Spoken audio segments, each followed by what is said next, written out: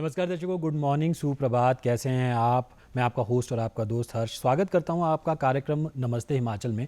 दर्शकों, जैसा कि आप जानते हैं, कार्यक्रम नमस्ते हिमाचल के माध्यम से हम आपको हिमाचल की कला, हमारी संस्कृति, हमारी विरासत और हमारी मिट्टी से रूबरू करवाते हैं। और दर्शकों, अभी पितृपक्ष चल रहा है, यानी कि आप सबके घरों में श्राद्ध दिया जा रहा होगा। और श्राद्ध की बड़ी महत्व है, बहुत मान्यता है। और जब हम अपने पितरों की बात करते हैं, अपने पूर्वजों की बात करते हैं, अपने पितरों के लिए, अपने पूर्वजों के लिए हम श्राद्ध देते हैं। और आज हम जो कुछ भी हैं अपने पितरों यानी अपने पूर्वजों की वजह से हैं, और कहीं ना कहीं उनका आशीर्वाद हम सब लोगों के साथ बना हुआ है, तभी हम तरक्की कर रहे हैं। तो आज हम बातचीत करने वाले हैं और जानने वाले हैं पितृपक्ष की मान्यता के बारे में, महत्व के बारे में, किस प्रकार से पितरों के लिए तर्पण दिया जाता है। और इस विषय पे और जानकारी देने के लिए आज हमारे साथ स्टूडियो में मौजूद है खास मेहमान। मेरे साथ मौजूद हैं व्यास जी, पंडित दुर्गादत्त शर्मा जी, जो बताएंगे पितृपक्ष की मान्यता और महत्व के बारे में। सर, कार्यक्रम नमस्ते हिमाचल में आपका बहुत बहुत स्वागत है। Sir, good morning.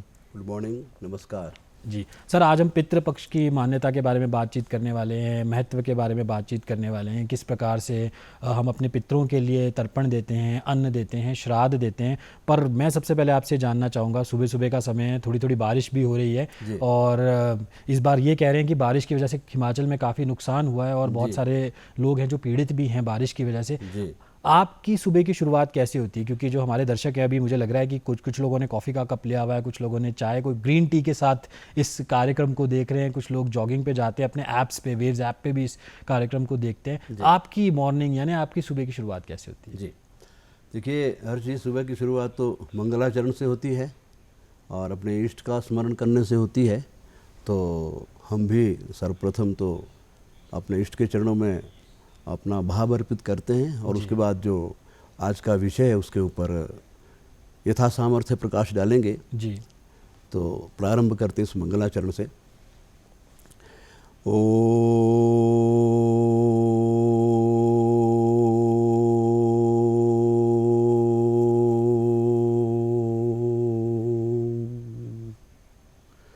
शांताकारं भुजगशयनं पद्मनाभं सुरेशं विश्वाधारं गगनसदृशं मेघवर्णं शुभांगं लक्ष्मीकान्तं कमलनयनं योगिवृधानगम्यं वन्दे विष्णु भवहैरं सर्वलोकैकनाथम्। ॐ पूर्णमदः पूर्णमिदं पूर्णात् पूर्णमुदच्यते पूर्णस्य पूर्णमादाय पूर्णमेवावशिष्यते। ओम शांतिः शांतिः शांतिः। हर्ष जी, सर्वप्रथम जैसे कि आपने कहा है मंगलाचरण में जी, हम प्रारंभ करेंगे आज के विषय को कहने से पहले। सर, मंगलाचरण का आपने जिक्र किया, आपने शांति का जिक्र किया। जी, हम देख रहे हैं कि देश विदेश में अशांति का दौर है, हर जगह पे जंग, युद्ध, इस प्रकार का माहौल भी चला हुआ है। और जब हम सनातन धर्म की बात करते हैं, हम हिंदू धर्म की बात करते हैं, हम अक्सर देखते हैं कि हमारे धर्म में ये कहा जाता है कि हमेशा हर जगह शांति हो और हर जगह, जिसको हम कहते हैं कि पीस बनी रहे। और मंगलाचरण में भी आपने ये कहा। जो हमारे दर्शक हैं जो शायद थोड़ा संस्कृत को इतने अच्छे तरह से नहीं जानते, क्योंकि आप संस्कृत के ज्ञाता हैं, तो ये मंगलाचरण में मंगलाचरण का जो ये वो कहा जाता है हमेशा किसी भी पूजा या अनुष्ठान से पहले, उसका कारण क्या और मंगलाचरण क्यों हम करते हैं? देखिए हर्ष जी, मंगलाचरण का अभिप्राय है मंगल का आचरण करना। मंगल का मतलब कुशलता से है, मंगल का मतलब मंगलमय होने से है। मंगलाचरण किसका किया जाता है? जिसका आचरण स्वयं मंगलमय हो उसका मंगलाचरण किया जाता है जी। और मंगलाचरण, मंगलमय आचरण किसका है? वो तो परमपिता परमात्मा का है। वो चाहे आप भगवान विष्णु के रूप में मानिए, ब्रह्मा जी के रूप मानिए, शिव जी के रूप में मानिए या किसी और अन्य देवता के रूप में मानिए, तो जिनका आचरण मंगलमय होता है उनका हम स्मरण करते हैं, उन्हें हम अपनी श्रद्धा भाव अर्पित करते हैं कि हमारा जीवन भी मंगलमय हो, शांतिमय हो। इसलिए कहा गया है ओम पूर्णमदः, ये जो ब्रह्म है ये पूर्ण है जी। जो संसार को बनाने वाला है वो पूर्ण है और जो संसार उसने बनाया है वो भी परिपूर्ण है। तो पूर्ण के द्वारा बनाया गया जो ये संसार है ये पूर्ण है और जब वो पूर्ण उस पूर्ण बनाए गए संसार में से पूर्ण को वापस ले लेता है तो पूर्ण मेवा वशिष्यते, पूर्ण ही शेष बचता है। इसलिए सर्वत्र शांति हो, सब सुखी रहें, सर्वे भवन्तु सुखिनः, सर्वे सन्तु निरामय, सर्वे भद्राणि पश्यन्तु मा कश्चित् दुर्भाग् भवेत्। आँखों से हम अच्छा देखें, कानों से हम अच्छा सुने, वाणी से हम मीठा बोलें, यही कामना मंगलाचरण में की जाती है। और आगे हम चलते हैं तो देखिए ये हमारा जो जीवन है ये क्षण भंगुर माना गया है। ये हमारा धर्म ग्रंथ कहते हैं, ये हमारा सनातन कहता है, हमारे वेद कहते हैं, शास्त्र कहते हैं, पुराण कहते हैं। तो इसी आशय से आज का जो हम इस कार्यक्रम का प्रारंभ करते हैं वो एक भजन से, जैसा आपने कहा, हम प्रारंभ करेंगे। तो आइए। बहुत खूब। कि चलती चक्की देख के दिया कबीरा रोए,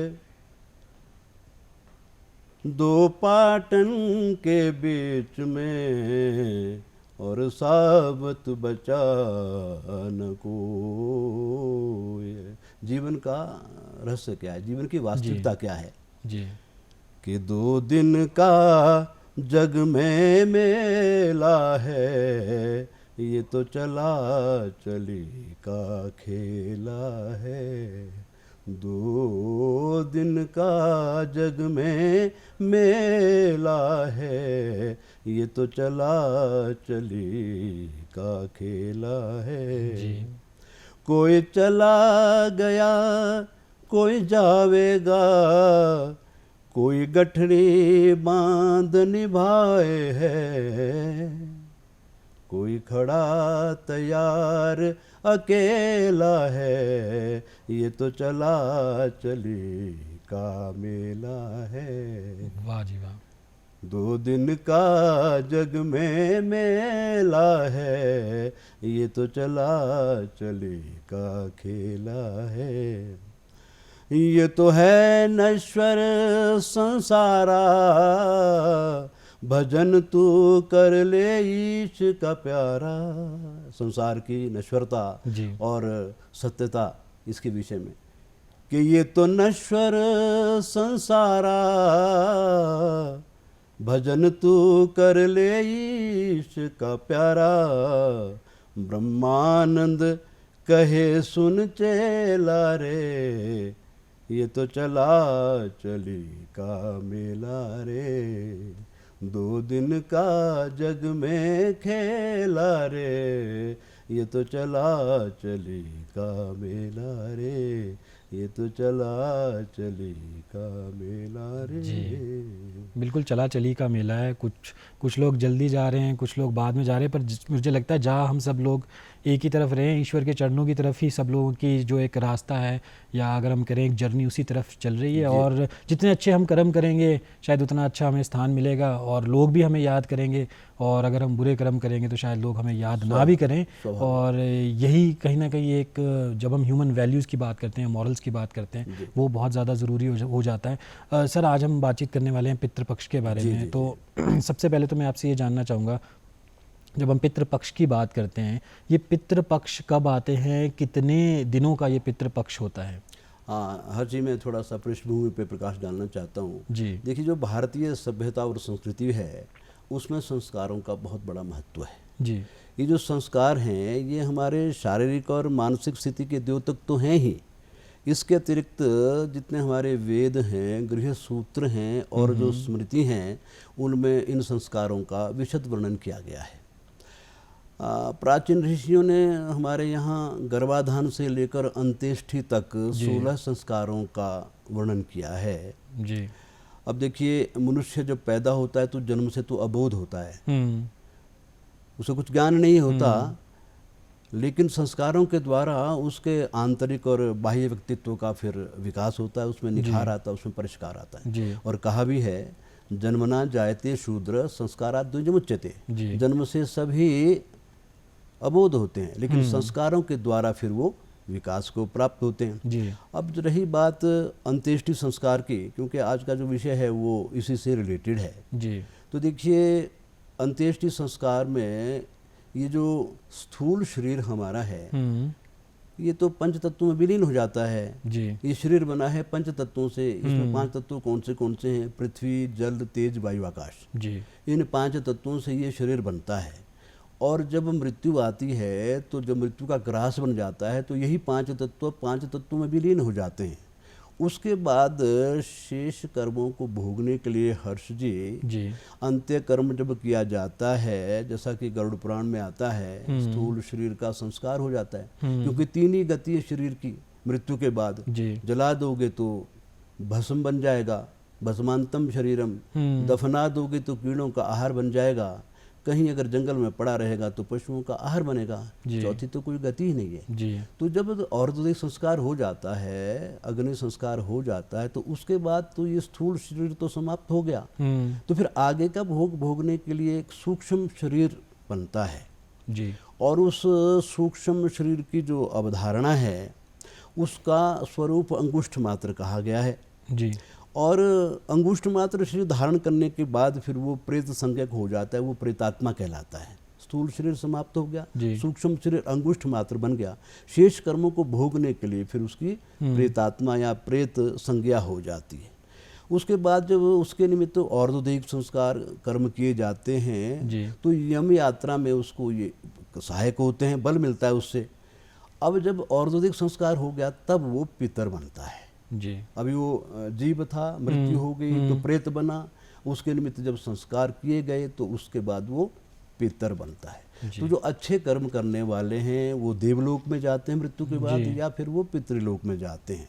और जो बुरे कर्म करते हैं उनको नरक में जाना पड़ता है। तो हमारे पुराणों में हर्ष जी 28 प्रकार के नरकों का वर्णन मिलता है जी। देखिए, जो व्यक्ति पृथ्वी लोक में अपनी आयु पूर्ण करके विदा लेता है, वो चाहे पुरुष हो या स्त्री हो, वो बच्चा हो या बुजुर्ग हो, वो विवाहित हो या अविवाहित हो, फिर वो प्रेत संज्ञा छोड़ करके पितर कहलाता है जी। और पितर के बाद आत्मा जो है वो फिर पितृलोक में जाकर के पहुंचती है। और ये आत्मा जो है ये स्त्रीवाचक नहीं है जी। आत्मा होती नहीं, आत्मा होता है, ये स्त्रीवाचक नहीं है जी। और फिर इसका जो आगे पितरों की जो गणना है वो फिर पिता, पितामह, प्रपितामह, यानी पिता, दादा और परदादा जी। पितामही, प्रपितामही, वृत्तामही, माता, दादी, परदादी। और एक तीसरा पक्ष है पितामह, मातामह, प्रमातामह, वृत्तामह, यानी नाना, नानी और नाना और परनाना, परनाना और नानी, परनानी, परनानी। ये 9 संज्ञाएं इनकी बन जाती है। तो पितर का अर्थ क्या है पहले तो ये जानना जरूरी बिल्कुल। है। देखिए, जो मृत हमारे पूर्वज होते हैं या जो आत्माएं स्वर्गवासी हो चुकी हैं, जिनका प्रेतत्व छूट गया है, वो पितर कहलाते हैं। अब आपने पूछा कि ये पितृपक्ष कब प्रारंभ होता है, तो हर्ष जी प्रत्येक वर्ष में आश्विन मास के कृष्ण पक्ष की प्रतिपदा तिथि से और पूर्ण अमावस्या तक के जो ये 15 दिन होते हैं उनको पितृपक्ष कहा जाता है। और ये दिन जो हैं अपने पितरों के प्रति आभार करने का समय होता है। इन 15 दिनों में लोग अपने पितरों को अन्न, जल आदि से उनकी मृत्यु तिथि पर उनका पार्वण श्राद्ध करते हैं, तर्पण करते हैं, पिंडदान करते हैं। उसे क्या होता है, उन गतात्माओं को तृप्ति मिलती है और जो पीछे परिवार वाले होते हैं उनको आशीर्वाद मिलता है। जी व्यास जी, मैं ये चीज़ भी जानना चाहूँगा, आपने जिक्र किया कि जब अग्नि संस्कार होता है उसके बाद प्रेत आत्मा बनती है और उसके बाद वो पितृ बनते हैं। पर कई बार हम ये देखते हैं कि कुछ लोगों की आकस्मिक मृत्यु हो जाती है, कई लोगों की आत्महत्या की वजह से मृत्यु होती है, कई लोगों की गोलीबारी में मृत्यु हो जाती है, कई लोगों की जब जंग में वो लड़ रहे होते हैं वैसे मृत्यु हो जाती है, या एक्सीडेंट से मृत्यु हो जाती है। कई बार हम देखते हैं छोटे छोटे बच्चे 1-2 साल के, उनकी भी मृत्यु हो जाती है। क्या इस प्रकार से अगर आकस्मिक मृत्यु होती है, क्या वो लोग भी पितृ की श्रेणी में जाते हैं? देखिए, मृत्यु चाहे आकस्मिक हो या अकाल मृत्यु हो, मृत्यु के बाद यदि आकस्मिक मृत्यु हुई है तो जो उसके आयु जितनी निश्चित थी जी उसका जो शेष आयु के वर्ष या समय बचता है उसको बाद में भोगना ही पड़ता है। मृत्यु के बाद वो प्रेतात्मा बनता ही बनता है। इसमें भी अलग अलग विचार है। देखिए, जैसे कोई आत्महत्या करता है, जी विष पान कर लेता है, अग्नि में अपने आप को जला देता है, या जल में जा करके फांसी लगाकर किसी प्रकार से, जो इस प्रकार के लोग मृत्यु को प्राप्त होते हैं, देखिए वो तो पिशाच बनते हैं, उनको तो प्रेतत्व की प्राप्ति होती है, उनका उद्धार तो बहुत मुश्किल है और बहुत वर्षों तक वो अनेक वर्षों तक उसी योनि में पड़े रहते हैं और जैसा उन्होंने वो कृत्य किया है उसी को प्रतिदिन वो भोगते हैं। और कई बार ऐसा भी होता है कि मान लीजिए दोपहर के समय में, सायंकाल के समय में या अर्धरात्रि में वहाँ से कोई गुजरे तो ऐसी ऐसी आवाज़ें आती हैं जो आपको भयानक होती हैं। तो वो जो आत्माएं हैं वो कहती हैं, आपको संकेत करती हैं कि जाने वाले मैं यहाँ फंसा हूँ, मेरी आत्मा यहाँ फंसी है, मेरा उद्धार करो, मैं बहुत कष्ट में हूँ। तो जब तक उनके निमित्त उनके पीछे परिवार वाले उनका और दूसरे संस्कार नहीं करेंगे जो शास्त्र सम्मत है, तब तक उनकी सदगति नहीं हो सकती है। अन्यथा मार्ग तो सबका एक ही है।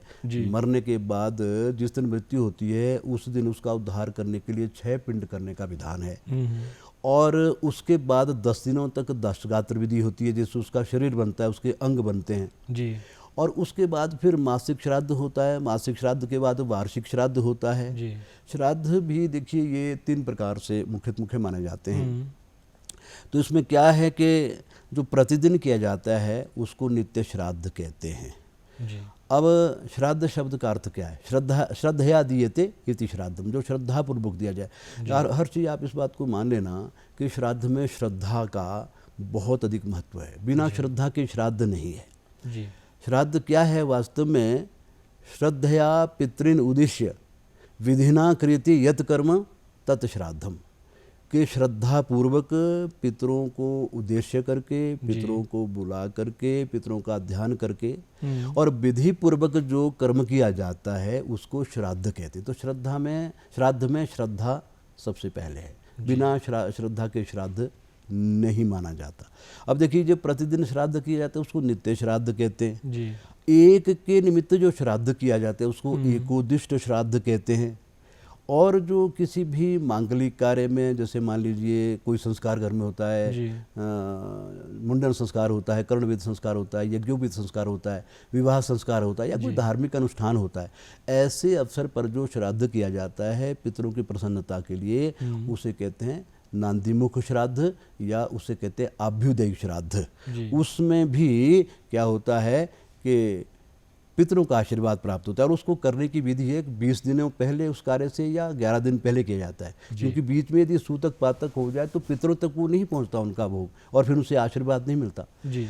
अब रही बात है पितृपक्ष की, जो 15 दिनों में ये मृत पूर्वजों के लिए किए जाने वाले जो श्राद्ध हैं, जो आजकल जैसे पितृपक्ष चल रहा है, हर चीज़ को कहते हैं पार्वण श्राद्ध की संज्ञा है इसकी। पार्वण का मतलब पर्व से संबंधित है। पर्व यानी आश्विन मास की प्रतिपदा से अमावस्या तक का जो समय है वो पितृपक्ष है, वही पर्व है, वही पार्वण श्राद्ध है।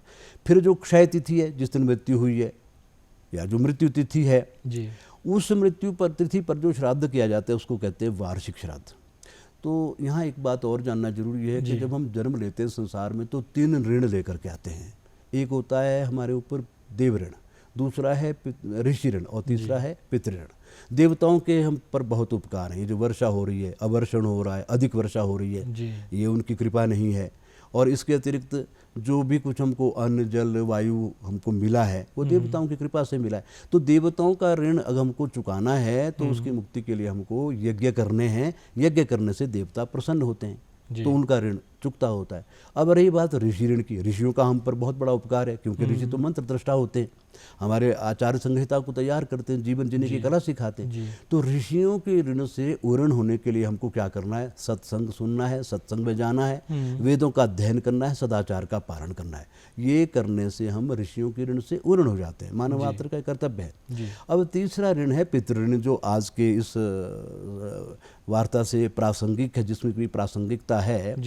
तो उसमें क्या है कि इन दिनों में पितरों को याद करके उन्हें सम्मान दिया जाता है, इन 15 दिनों में उनके लिए भोजन नहीं दिया जाता है। पितरों की तृप्ति होती है तर्पण के द्वारा, यानी उनको तर्पण का मतलब तृप्ति के द्वारा, जो भी भोजन देते हैं, जो भी जल देते हैं, तिल देते हैं, वस्त्र देते हैं, उससे उनकी उनकी तृप्ति होती है। जी, मैं ये भी जानना चाहूँगा व्यास जी, कई बार हम देखते हैं कि जब आप श्राद्ध देते हैं तो कई बार हम देखते हैं बहुत सारे ऐसे भोजन बनाए जाते हैं जो कि आपके पूर्वज जो थे, चाहे वो आपके दादा थे, परदादा थे, हाँ जी, हाँ जो जी। जो उन्हें प्रिय था वो खाना बनाया जाता है। और क्या इस प्रकार से होता है? आपने बड़ा ये प्रासंगिक वार्ता में पूछा है आपने प्रश्न ये। हाँ, ये तो ठीक है कि वो जो पसंद करते थे वो भाव से उनको अर्पित किया जाता है, लेकिन उसके विपरीत कुछ और भी उल्टा उल्टा लोग कर लेते हैं, मान लीजिए। लेकिन श्राद्ध में क्या क्या अन्न लगता है? देखिए, श्राद्ध में सात्विक ही अन्न लगता है। जो तामसिक अन्न होता है वो उसको पितर जो स्वीकार नहीं करते, जैसे लहसुन है, प्याज है, मसूर है। और मांस का तो मतलब ही नहीं है, मदिरा मांस का तो मतलब ही नहीं है। ये तो उनको ना ही अर्पित किया जाता है, ना इसको वो ग्रहण भी करते हैं। तो सदाचार का पालन करना, उससे पितर प्रसन्न होते हैं। पितरों की कभी तस्वीर जो है ना हर्ष जी, न तो देवता के साथ रखनी चाहिए, न कभी पूजा के स्थान पर रखनी चाहिए। कारण क्या है कि उससे वहाँ पर नेगेटिव जो ऊर्जा है ना, नकारात्मक ऊर्जा का वास होता है, ये आवश्यक है। और क्या है पितृपक्ष में करना और नहीं करना? बाल नहीं बनाना, दाढ़ी नहीं बनाना, नख केश नाखून नहीं काटने, ये भी मनाही है कि आप बाल नहीं काटते या नाखून नहीं काटते। देखिए, इसका है, ये सदाचार के अंतर्गत आता है। और ऐसा नहीं कि ये पितृपक्ष के लिए आवश्यक है, कोई भी धार्मिक अनुष्ठान जब हम करते हैं तब भी यही नियम लागू रहता है। इससे पितरों की प्रसन्नता होती है। सादा जीवन है, बाल काटने से, नाखून काटने से कहीं आपके शरीर में चोट लग जाएगी, रक्त बह जाएगा, तो उसको हम अपवित्र मानते हैं। इसलिए इसको सादगी से करे, सदाचार से करे, भाव से करे। जी, और मैं ये भी जानना चाहूँगा व्यास जी, क्या बोलते हैं, आपने पितरों की प्रसन्नता की बात करी। और आपने कहा कि कहीं ना कहीं हम देवताओं का भी एक ऋण लेकर इस धरती पे आते हैं। और आपने कहा जैसे अत्यधिक वर्षा होती है तो कहीं ना कहीं देवता हमसे नाराज़ हैं।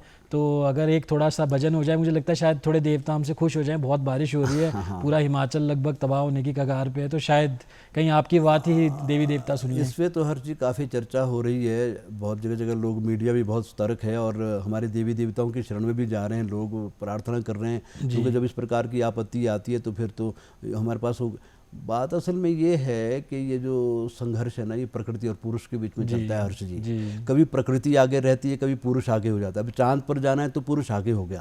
अब आजकल जो ये अतिवर्षा हो रही है, इसमें प्रकृति आगे हो गई। तो कहीं ना कहीं जब हम प्रकृति के साथ छेड़छाड़ करते हैं, धार्मिक स्थानों का अपमान करते हैं, वनों को काटते हैं और अपने जो हमारी सनातन परंपरा, सभ्यता, संस्कृति है उसके विपरीत अगर कहीं आचरण हम कहीं करते हैं तो प्रकृति हमसे रुष्ट हो जाती है और उसके कारण से फिर हमको ये सब कुछ भोगना पड़ता है। अन्यथा प्रकृति का विधान जो है ना वो संतुलित है। प्रकृति कभी किसी को, हमें लगता है ऐसा हो गया वैसा हो गया, लेकिन प्रकृति ने संतुलन रखना है, तब ये संसार चलता है। तो उसका हर विधान तो स्वीकार्य होना चाहिए और होता भी है। उसमें हमारा वश भी नहीं है। अब रोक सके तो कहाँ, वर्षा को रोक लो, नहीं रोक सकते। नरसंहार को रोक लो, नहीं रोक सकते। तो कहीं ना कहीं हमने अपने इस सभ्यता और संस्कृति को दूषित कर लिया, इसका परिणाम है। तो आज का तो प्रसंग जो हमारा है विशेष करके इस पूर्व जन्म, आने वाला जन्म, पितृ की गति और उनकी मुक्ति से रिलेटेड है। तो आपने कहा है भजन, तो चलिए आपको मैं इस जीवन की असारता के विषय में 2 पंक्तियाँ सुनाना चाहता हूँ कि यदि हम जागृत नहीं होंगे, अगर हम देवताओं का, ऋषियों का, पितरों का अगर आदर नहीं करेंगे तो फिर निश्चित रूप से कोई ना कोई आपत्ति और दुख और कष्ट हमको सहन ही करने पड़ेंगे। तो अपने स्वरूप को समझो, अपने जीवन को समझो। ये तेरा जो जीवन है ये नश्वर है, ये शरीर, तो इसमें कोई सत्कर्म हो जाए तो तेरा आत्मकल्याण हो जाएगा। तो इसी पे जरा 2 पंक्तियाँ। तेरा जीवन बेकार चले जाना, बेकार चले जाना, तू राम नाम जप बंदया, तेरा जीवन बेकार चली जाना, बेकार चली जाना, तू राम नाम जप बंदया।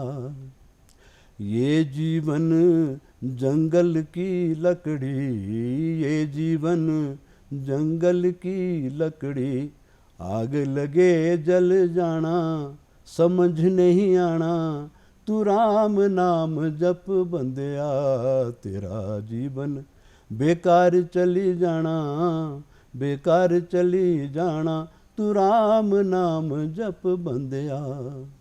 ये जीवन कागज की पुड़िया, ये जीवन कागज की पुड़िया, हवा लगे उड़ जाना समझ नहीं आना, तू राम नाम जप बंदिया तेरा जीवन बेकार चली जाना, तू राम नाम जप बंदिया।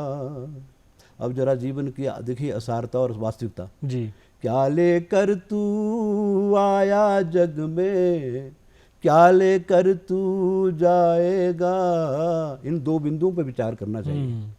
क्या लेकर तू आया जग में, क्या लेकर तू जाएगा, मुट्ठी बांध के आया जग में, हाथ पसारे जाएगा, मुट्ठी बांध के आया जग में, हाथ पसारे जाएगा।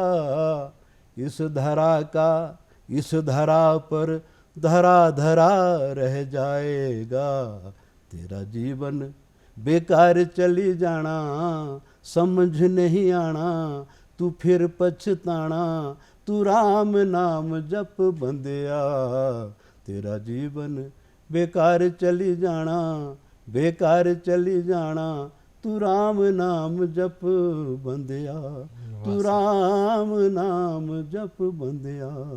बिल्कुल, राम नाम जपना बहुत ज़्यादा ज़रूरी है और अपने जीवन को सार्थक करना भी ज़रूरी है। मेरे जहन में एक सवाल आ रहा था, मैं आपसे जानना भी चाहूँगा और हमारे दर्शकों के भी दिमाग में हमेशा ये सवाल चलता होगा कि जो अच्छे लोग होते हैं, जो हमेशा सब लोगों के साथ अच्छा करते हैं, अच्छा व्यवहार करते हैं, लोगों की मदद करते हैं, उनके साथ हमेशा बुरा क्यों होता है? और जो बुरे लोग होते हैं वो हमेशा ऐसा क्यों दिखता है कि वो तरक्की कर रहे हैं, हर चीज़ उनके पास है? देखिए, ये तो एक मन की परिकल्पना है हर्ष जी। ऐसा हो ही नहीं सकता। अगर आप मक्की बीजेंगे तो मक्की ही काटेंगे, मक्की की जगह आप गेहूं तो नहीं काट सकते जी। तो जैसा जैसा कर्म करते हैं वैसा वैसा। पर व्यास जी, कुछ लोग ये कहते हैं कि शायद उनका पूर्व जन्म का कर्म बहुत अच्छा था, आपका पूर्व जन्म का कर्म बहुत खराब था, इस वजह से आप दुख झेल रहे हैं। ये थोड़ा विषयांतर हो जाएगा हर्ष जी। कर्म की फिलोसफी एक अलग बात है जी। और फिर वो इस विषय से हम थोड़ा हट जाएंगे, लेकिन आपने जिज्ञासा व्यक्त की है। असल में ये जो कर्म है ना हमारे, ये कर्म जीव का पीछा नहीं छोड़ते, जन्म जन्मांतर तक नहीं छोड़ते। यहाँ तक के जब सृष्टि में महाप्रलय हो जाता है जी। जब ये सारी कायनात नष्ट हो जाती है, संसार नष्ट हो जाता है, ना आप रहते, ना हम रहते, ना ये पेड़ पौधे रहते, ये कुछ भी नहीं रहता, ना प्रकाश होता, ना चारों तरफ जल ही जल होता है। उसके बाद जब फिर सृष्टि होती है तो विचार कीजिए कर्म कहाँ से आते हैं, वो जीव कहाँ से आता है। तो ये जो कर्म है हमारे, ये सुप्त रहते हैं और फिर जब हम संसार में आते हैं तो ये कर्म हमारे साथ लगते हैं, पीछा नहीं छोड़ते। इसलिए गीता जी में कहा है भगवान कृष्ण ने अर्जुन को, कर्मणा गहना गति, कर्म की गति बड़ी गहन है। इस गहन शब्द को यहाँ अंडरलाइन करना होगा, हमको समझना होगा। ये कब जीव का पीछा छोड़ ही नहीं सकता। हाँ, अगर ईश्वर चाहें तो फिर जैसे कांटे से कांटा निकल सकता है ना, ऐसे ही सत्य कर्म करके, सत्य कर्म करके, सत्संग करके जी, कर्म के द्वारा ही कर्म को काटा भी जा सकता है। जी, इसीलिए कहते हैं कि अच्छे कर्म करना बहुत अच्छे कर्म, हाँ, इसलिए अच्छे कर्म करने का निर्देश दिया है। अब रही थी बात ये जो हमारा मुख्य विषय चला हुआ था, ये सबके मन में जिज्ञासा होती होगी कि ये जो पितृपक्ष में श्राद्ध किया जाता है, तर्पण किया जाता है, पिंडदान किया जाता है, ये पितरों को प्राप्त कैसे होता है? जी, ये मुझे लगता है कि काफ़ी महत्व का विषय है। बिल्कुल, जिस जैसे आपने कहा है प्रारंभ में कि महत्व क्या है, उसकी उपयोगिता क्या है। हर्ष जी, बात ये है, विभिन्न कर्म की बात चली है तो भिन्न भिन्न कर्मों के अनुसार जीव जो है ना, मृत्यु के बाद फिर वो भिन्न भिन्न गति को प्राप्त करता है। जैसा कर्म करता है वैसे उसकी गति होती है जी। कोई देवता बनता है मृत्यु के बाद, कोई पितर बनता है, कोई प्रेत बनता है, कोई पशु बनता है और कोई कीट पतंग बन जाता है, कोई वृक्ष बनता है। 4 प्रकार की सृष्टि है ना जी। एक तो है अंडज, एक है पिंडज, एक है उद्भिज, एक है स्वेदज। ये 4 प्रकार की सृष्टि बनाई है भगवान ने संसार में। अंडज वो है जो अंडों से पैदा होते हैं, पिंडज वो है जो शरीरधारी जैसे हम आप हैं, उद्भिज वो हैं जो धरती फाड़ करके निकलते हैं, स्वेदज वो हैं जो पसीने से ही बनते हैं। ये 4 प्रकार की सृष्टि है। इन 4 प्रकार की सृष्टियों में भिन्न भिन्न योनियों में जीव अपने कर्म के अनुसार मृत्यु के बाद देह को धारण करता है। अब विचार करो कि श्राद्ध में जो पिंडदान दिया जाता है वो एक बहुत बड़े, जैसे हाथी मान लीजिए, इतना बड़ा जानवर है, हाथी जैसे जानवर को वो पिंड कैसे प्राप्त होता है और उसकी तृप्ति कैसे होती है, क्योंकि पिंडदान देने से तृप्ति करनी है, तर्पण करना है। उसके साथ फिर देखिए जैसे चींटी है, एक छोटा सा प्राणी है, अब एक पिंड वो चींटी कैसे उसको ग्रहण कर लेती है, तो ये जिज्ञासा का विषय हो सकता है। तो इसका उत्तर ये है, ध्यान देने की बात है दर्शकों के लिए भी, कि नाम और गोत्र का उच्चारण करके विश्वदेव और अग्निश्वात आदि जो दिव्य पितर हैं वो हव्य और कव्य जो अर्पण किया जाता है उसको पितरों तक पहुंचाते हैं। हर चीज अगर पिता या कोई भी पितर देवयोनि को प्राप्त हो गया हो तो फिर देवता तो पिंड नहीं ग्रहण करते, वो तो अमृत का पान करते हैं। तो वही जो हव्य कव्य दिया गया है जिसको विश्वदेव और अग्निश्वात उन्हें प्रदान करवाते हैं, ये उन देवताओं को अमृत के रूप में प्राप्त होता है। और जो मनुष्य योनि में जन्म ले उसको भोजन के रूप में दिया गया अन्न जल प्राप्त होता है। यदि कोई पशु योनि में जन्म लेता है तो उनको वही दिया गया अन्न जल तृण के रूप में, घास के रूप में उनको प्राप्त होता है। नाग योनि में अगर कोई गया है मृत्यु के बाद तो उसको वो दिया गया अन्न जल जो है वो वायु के रूप में प्राप्त होता है। कहने का अभिप्राय ये है कि मनुष्य मृत्यु के बाद जिस जिस योनि में जाता है उसी योनि के लिए जो तृप्ति करने वाला पदार्थ है वो दिया गया उसको प्राप्त होता है। अब ये कैसे होता है, जैसे मान लीजिए एक बहुत बड़ी गौशाला है, उस गौशाला में बहुत सी गौएं हैं, उनके बछड़े भी हैं। कई बार क्या होता है कि बहुत बड़ी गौशाला है, बहुत गायें, बहुत बछड़े, तो वो बछड़ा जो है वो अपनी माता से कभी बिछुड़ भी जाता है। लेकिन जिस प्रकार वो बछड़ा ढूंढ ढूंढ करके अपनी माता को प्राप्त कर लेता है, उसी प्रकार भूली हुई माता को प्राप्त कर लेता है। वैसे ही जो उस व्यक्ति, मृत जो व्यक्ति है, प्रेत पितर जो बन गया हुआ है, उसके प्रति जो कुछ भी अन्न जल दिया है लेकिन श्रद्धा से दिया है और विधि पूर्वक मंत्रों का उच्चारण करके जो दिया गया है उसको भी ये अग्निश्वात और विश्वदेव उस प्राणी तक पहुंचा देते हैं। और जब उसका आवाहन किया जाता है श्राद्ध में तो क्या मंत्र पढ़ा जाता है, आयन्तु न पितरा सौम्यक निश्वाता पथिर्भिदेव याने अस्मिन् यज्ञे स्वध्या मदन्तो अधिब्रुवन्तु ते वन्तस्मान। आप जिस भी लोक में हो हे पितृ देवता, आइए श्राद्ध स्थान में और मेरे द्वारा दिया जाने वाला यह अन्न जल तिल आहार वस्त्र जो कुछ भी है इसको आप ग्रहण कीजिए। व्यास जी, तिल का क्या महत्व होता है? अक्सर देते हैं कि तिल में श्राद्ध में जो है तिल और यब, जौ और जल, जैसे गंगा जल है, कुशा है, ये पवित्र होते हैं, इनके द्वारा उनकी तृप्ति होती है। अब आपको ये भी जिज्ञासा होगी कि आजकल 15 दिनों में तो पितृपक्ष चल रहा है, तो 15 दिन तक तो पितर आकर के ग्रहण कर लेंगे, लेकिन बाकी समय में क्या खाएंगे वो, ऐसा भी तो मन में जिज्ञासा उठती है। तो इस तिल में इतनी शक्ति है, आपका जो भाव श्रद्धा भक्ति है उसके कारण एक एक तिल का दाना उनको महीनों महीनों तक संतुष्ट करता है, उससे उनकी तृप्ति होती है। और फिर उस श्राद्ध में ब्राह्मण को बुलाए, एक ब्राह्मण को बुलाए, 3 को बुलाए, 5 को बुलाए, 9 को बुलाए, जैसी भी आपकी सामर्थ्य हो बुलाना चाहिए। और हमारे वेद कहते हैं ब्राह्मणस्य मुखम मासेद, विराट पुरुष जो भगवान है ना उनका मुख ही ब्राह्मण है। और ब्राह्मण कैसा, जो विद्वान है, जो ज्ञानी है, जो शिक्षक है, जो न्यायाधीश है, इनका जो प्रतीक है वो ब्राह्मण है, उसके द्वारा पितरों को ये प्राप्त होता है। और रही बात समय की, कालावधि की, हर्ष जी ये जो शुक्ल पक्ष है ना इसकी अपेक्षा पितरों को कृष्ण पक्ष ज़्यादा प्रिय है। उसी प्रकार पितरों को पूर्वाह्न की अपेक्षा अपराह्न भी ज़्यादा प्रिय है, क्योंकि वो ज़्यादा उन्हें संतोष देने वाला है। ये जो शुक्ल पक्ष की रात्रि, शुक्ल पक्ष का जो मतलब पूरा पक्ष है ना, ये पितरों की रात्रि मानी गई है, इसमें पितर आराम करते हैं। लेकिन जो कृष्ण पक्ष है उसको पितरों का दिन माना गया है। उस कृष्ण पक्ष में, जैसे आजकल चल रहा जी। है, तो इस कृष्ण पक्ष में क्योंकि ये पितरों का दिन है, तो उनके लिए जो भी आहार, भोजन, जल, वस्त्र, अन्न इत्यादि दिया जाता है वो उनको प्राप्त होता है। अब इससे रिलेटेड एक और महत्वपूर्ण बात है कि श्राद्ध करने के अधिकारी कौन है, जी। किसके द्वारा पितरों को श्राद्ध की प्राप्ति होती है। तो हर जी, पिता का श्राद्ध करने का अधिकार मुख्य रूप से पुत्र को है। और पुत्र की परिभाषा क्या है? पुन्नाम नरकात त्रायते इति पुत्र, कि जो पुन्नाम नरक से रक्षा करता है, त्राण करता है अपने पिता का, उसको पुत्र कहते हैं। ऐसे पुत्र कहलाना नहीं कहलाया जा सकता जब तक वो अपने दिवंगत पिता के निमित्त ये श्राद्ध नहीं करता है, तब तक वो पुत्र कहने का अधिकारी नहीं है। तो अंत्येष्टि से लेकर एकादशाह तक, द्वादशाह स्पिंडन श्राद्ध तक जितनी भी क्रिया हैं, शास्त्र कहता है वो ज्येष्ठ पुत्र को करनी चाहिए। जी, जिस घर में अगर पुत्र ना हो, पुत्र मैं उसी पे आ रहा हूँ। मान लीजिए अगर ऐसी कोई विशेष परिस्थिति है तो ज्येष्ठ पुत्र के बाद उसका छोटा भाई भी बड़े भाई की आज्ञा से श्राद्ध कर सकता है। यदि बेटा नहीं है तो पोता कर सकता है, पौत्र करे। पौत्र नहीं है तो प्रपौत्र करे जी।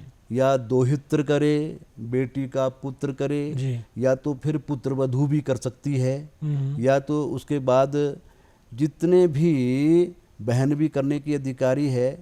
यानी आप से लेकर और 7वीं पीढ़ी तक सपिंडन कहलाते हैं, उसमें कोई भी कर सकता है। जी। और 8वीं पीढ़ी से लेकर 14वीं पीढ़ी तक के जो हमारे पितर हैं, जो हमारा एक क्रम है, उनको सोदक कहते हैं, तो उनको भी ये श्राद्ध करने का अधिकार है। मैं ये भी जानना चाहूँगा व्यास जी कि जब हम बात करते हैं पितरों की या उनको श्राद्ध देने की या तर्पण देने की, हम अक्सर देखते हैं कि आप पिता या पितामह, दादा तक श्राद्ध देते हैं।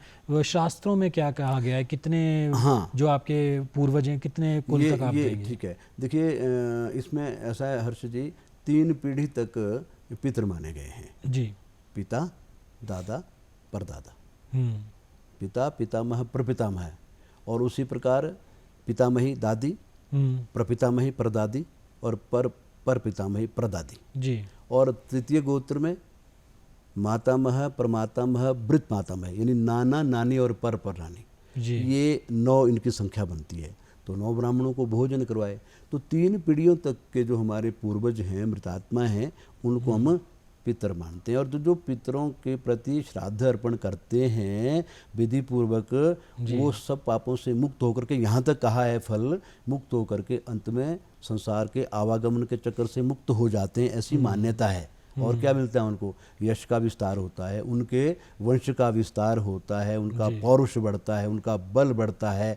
और जो नहीं करता है, ये भी जानना आवश्यक है, हर्ष जी, जो अपने पितरों को नहीं करता, श्राद्ध नहीं देता। अब देखिए, सब जानते हैं कि जिस दिन हम संसार से चले जाते हैं, शरीर को छोड़ करके जाते हैं, तो साथ क्या ले जाते हैं? कुछ भी तो नहीं ले जा सकते। बिल्कुल भी। शरीर का तो अग्नि संस्कार हो जाता है या उसको दफना दिया जाता है, तो साथ क्या ले जाते हैं? कुछ भी नहीं ले जा सकते। तो ऐसी परिस्थिति में वो भोजन और जल कहाँ साथ ले जाएगा? बिल्कुल। तो इसीलिए ये क्रिया है कि उसके जो सगे हैं, संबंधी हैं, परिवार वाले हैं, वो विधि पूर्वक जो भी कुछ उसको देते हैं वो उसको प्राप्त होता है।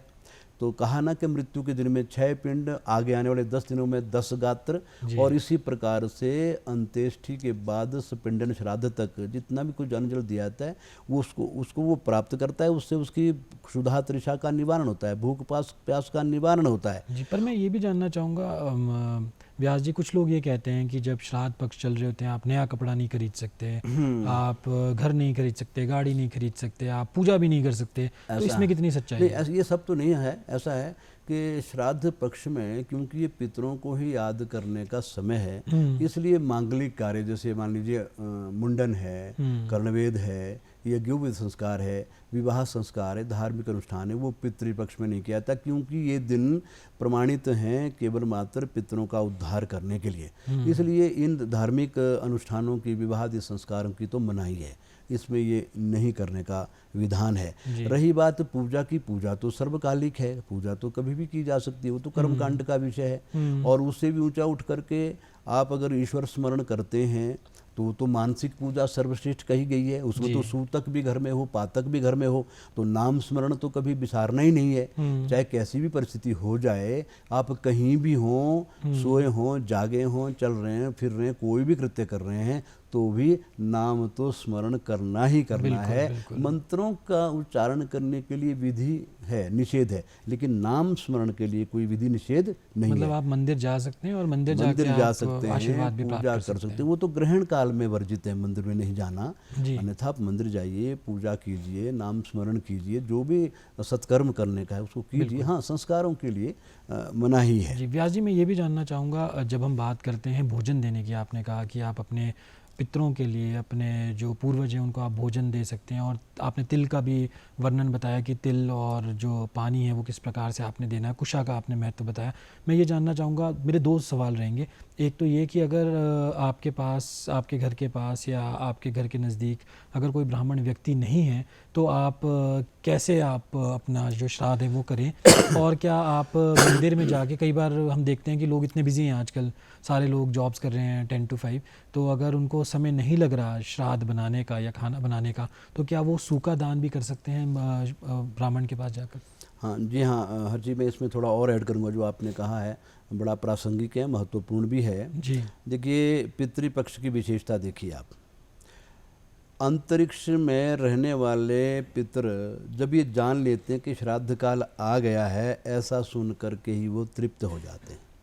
आपके यहाँ जब भी कोई मांगलिक कार्य करते हैं हम लोग गृहस्थी, तो हमारे पितर हमसे अपेक्षा करते हैं कि मुझे भी उसका कोई भाग दे। इसीलिए तो ये श्राद्धों का वर्णन हुआ कि नैमित्तिक श्राद्ध, मासिक श्राद्ध, वार्षिक श्राद्ध, नांदीमुख श्राद्ध या पार्वण जैसे आजकल चल रहे हैं। तो पितृ जो होते हैं ना महाराज, वो मनोजव संज्ञा उनकी कही गई है। मनोज का मतलब है कि वो मन की गति से चलने वाले हैं। उनकी गति मन की तरह होती है चलने की। स्मरण मात्र से वो श्राद्ध में आ जाती है। यहाँ भाव की प्रधानता है, श्रद्धा और भाव की प्रधानता है जी। कि जैसे आपने श्राद्ध में उनको बुलाया है तो उसी समय वो आ जाते हैं और ब्राह्मणों के साथ भोजन करके तृप्त हो जाते हैं। हाँ, हम उनको देख नहीं पाते, आते तो हैं। क्यों नहीं देख पाते? क्योंकि उनका शरीर कैसा होता है, वायवीय होता है, वायु रूप से वो आते हैं जी। साथ में इतना वो जो भोजन करते हैं वो हमारी आपकी तरह भोजन इस तरह से नहीं करते, क्योंकि कौर मुंह में डाल के करेंगे। लेकिन वो जब आते हैं सूक्ष्म रूप से, तो वो तो ग्रहण मात्र से ही, सूक्ष्म ग्रहण मात्र से ही, सूंघने के द्वारा ही तृप्त हो जाते हैं, उनको ये प्राप्त होता है। तो श्राद्ध में क्या करना चाहिए? पहले भी कहा मैंने आपसे, तामसिक भोजन नहीं होना चाहिए, सात्विक भोजन ही श्राद्ध में देना चाहिए। और श्राद्ध का जो काल है ना हर्ष जी, 11:30 बजे से लेकर और 12:30 बजे के बीच का जो समय है, वो श्राद्ध के लिए बहुत ही उपयुक्त कहा गया है। उसमें साधन संपन्न व्यक्ति को अवश्य ही श्राद्ध करना चाहिए। वित्तशाठ्यम न समाचरेत, कभी कंजूसी नहीं करनी चाहिए। अब आपके प्रश्न का उत्तर आ रहा है जी। आपने पूछा कि जो श्राद्ध नहीं कर सकता, कोई भी परिस्थिति है, तो अपने पितरों को कैसे प्रसन्न करे। देखिए, जो आपके पास कुछ साधन उपलब्ध हैं, आपको चाहिए कि उनको विशेष श्रद्धा से, इसको अंडरलाइन करना है, विशेष श्रद्धा, श्रद्धा ही श्राद्ध है, विशेष श्रद्धा से उनको पितरों के लिए अर्पण करे जी। अगर आपके पास धन का अभाव है, नहीं तो आप इतनी सामर्थ्य नहीं है, क्योंकि गृहस्थी हैं, परिस्थितियाँ एक जैसी नहीं रहती सदा सबकी। बिल्कुल। तो अगर आप अभावग्रस्त हैं, नहीं दे सकते हो अन्न वस्त्र इत्यादि, तो आप क्या कीजिए, शाक का संकल्प कर लीजिए, शाक ही उनके लिए अर्पण कर दीजिए। लेकिन शर्त यह है कि श्रद्धा से और भाव से हो। मान लीजिए आपके पास शाक भी खरीदने की सामर्थ्य नहीं है, तो फिर क्या करना है? तो ऐसी परिस्थिति में श्राद्ध का अनुष्ठान तो होना है, श्राद्ध तो देना ही देना है। तो अगर आपके पास अन्न वस्त्र नहीं है तो शाक से श्राद्ध करे। अगर आपके पास शाक नहीं है तो फिर आप घास काट करके लाएं और पितरों के नाम पर गौ माता को ही घास दे दें, तृप्त कर दें, उससे भी आपके पितर तृप्त हो जाते हैं।